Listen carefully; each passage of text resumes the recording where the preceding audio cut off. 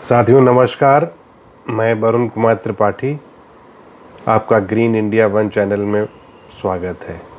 मित्रों, आज हम एक बहुत बड़ी बात करते हैं। वो बात है कि स्टेट बैंक ने इस तिमाही में प्रॉफिट के मामले में यानी कि लाभ के मैटर में रिलायंस इंडस्ट्री को पीछे कर दिया। पिछले एक दशक से सबसे बड़ी कंपनी के रूप में रिलायंस इंडस्ट्री सबसे ज़्यादा प्रॉफिट कमा रही थी और सबसे ज़्यादा प्रॉफिट उसका आ रहा था। लेकिन जो अब 2024 की जो अब फाइनेंशियल ईयर है, यानी कि जो अप्रैल से लेकर जून की तिमाही है, इसमें स्टेट बैंक ने रिलायंस इंडस्ट्री को पीछे कर दिया।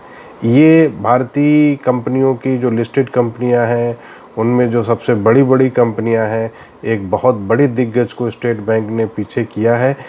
और ये एक बहुत बड़ी बात है कि भारतीय अर्थव्यवस्था में, जो कि बहुत उभरती हुई अर्थव्यवस्था है, उसमें एक स्टेट बैंक एक बड़े लीडर के रूप में उभर के सामने आया है।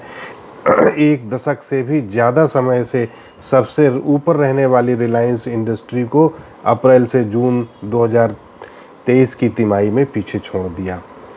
देश के सबसे बड़े बैंक का एकीकृत शुद्ध लाभ 66,800 करोड़ पिछले 12 महीने के दौरान लाभ रहा है। जो रिलायंस के 12 महीने का जो समायोजित लाभ है वो है 64,758 करोड़ रुपए। एसबीआई बैंक ने वित्त वर्ष 2024 पहली तिमाही में 18,537 करोड़ रुपए का शुद्ध लाभ कमाया है, जबकि इसी सेम पीरियड में रिलायंस इंडस्ट्री ने 16,011 करोड़ रुपए कमाए हैं। तो पिछले 2 दशक को अगर आप देखेंगे तो ये दूसरा मौका है जब एसबीआई ने पिछले 12 महीने के आधार पर ज़्यादा शुद्ध लाभ कमाया है, यानी कि ज़्यादा प्रॉफिट कमाया है। काफ़ी पिछले कोरोना काल में और पीछे देखेंगे तो ऐसा लग रहा था कि एसबीआई स्ट्रगल कर रही थी, उसका एनपीए बढ़ा हुआ था, लेकिन जिस तरह से उसने अपने में सुधार किया है, निश्चित रूप से ही पूरे विश्व के सामने में एक बहुत बड़ा बैंक उभर के सामने आया है। और ये शायद स्टेट बैंक के लिए एक शुरुआत है। इससे उसके जो मनोबल है वो और बढ़ेगा।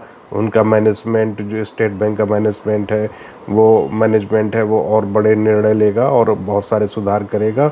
और हम निश्चित रूप से स्टेट बैंक को भारतीय अर्थव्यवस्था में एक बड़ी भूमिका देखते हैं और वो विश्व बिरादरी में जो बैंकिंग सिस्टम है उसमें एक नया आयाम बनाएगा।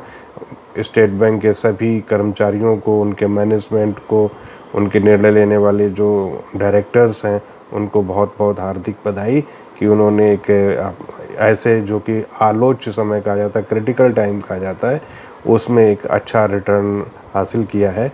बहुत बहुत सभी को बधाई।